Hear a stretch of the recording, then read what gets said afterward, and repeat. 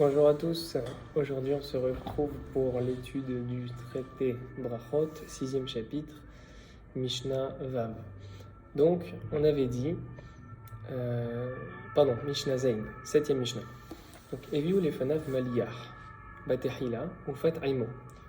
On est toujours dans les lois de bénédiction, donc en ce qui concerne un cas dans lequel on a apporté à une personne un maliyah. Le Barthénora explique Kol davar malouar, c'est n'importe quel aliment qui est salé. Donc, on a apporté un aliment salé à une personne, en premier, ou fat aimo, et du pain pour l'accompagner. Et varer à la maliyah, il fait la bracha sur l'aliment salé, ou foter et tapat, et ça exempte le pain. Et là, justement, il y a un grand chidouche, c'est-à-dire que le pain ici est considéré comme tafel par rapport au maliyah. En fait, quel était le but du pain?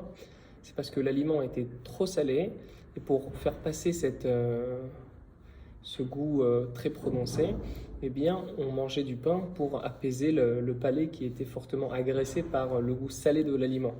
Donc le pain n'était pas là pour sa consommation, pour se remplir le ventre, mais tout simplement pour faire passer le goût prononcé de l'aliment qui était fortement salé. Donc justement, puisqu'il est tafel, puisqu'il est secondaire, apat tefela l'eau, le pain est secondaire par rapport à l'aliment qui est maliyah, qui est salé. Par conséquent, le pain est acquitté, il est exempté par la bénédiction qu'on aura fait sur le maliyah, sur l'aliment qui est salé, et qui est justement le cœur de notre alimentation dans ce cas-là. Et on va nous présenter le klal, c'est-à-dire la règle générale pour comprendre comment on fait une bénédiction et quand est-ce qu'on ne la fait pas. Kol shehu aikar, toute chose qui est primordiale, qui est importante, qui est la principale.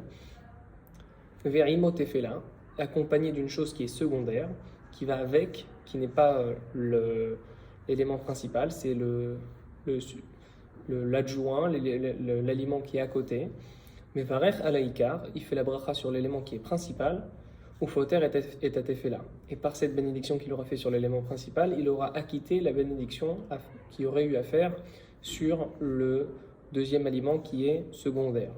Donc c'est-à-dire que lorsqu'on est dans un cas où on a un mélange entre des aliments un serait ikar et l'autre serait secondaire, comme dans le premier cas de la Mishnah, à savoir l'élément principal ici, c'était le maliyah, c'est-à-dire l'aliment salé, qui était le cœur de notre alimentation, et en passant, on prenait du pain dans l'objectif de faire passer justement ce goût salé. Il faut bien faire attention ici qu'on ne parle que de petits morceaux de pain. Si on mange une quantité de pain à partir de 30 grammes, ça commence à avoir une importance, et là on rentre dans d'autres complications à l'haric. Mais on parle juste de manger un petit morceau de pain dans l'objectif de faire passer le goût salé. Par conséquent, puisque le pain est secondaire à l'aliment qui est le maliyah, il n'y aura pas de bénédiction à faire sur le pain et uniquement sur le maliyah, sur l'aliment qui est salé.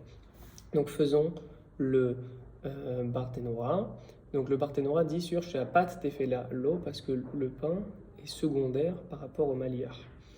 Donc mi sheachal achila gassa, mi perot metukim beyoter, ochel acharav davar maliyah, lechater alechot anitbakot begufo mehamad rova perot, ou mi pene sheeno yachol lechol amaliyah levado, ochel min apat shelo. Imo. Donc en fait, on nous donne un autre exemple, par exemple quelqu'un qui a mangé comme ça beaucoup de fruits qui étaient sucrés, et donc on est dans un cas où à la suite de cela, il voudrait manger quelque chose de salé pour changer le goût. Seulement le goût salé est trop prononcé, et par conséquent, puisqu'il ne peut pas manger le maliyah tout seul, alors il mange en même temps avec du pain.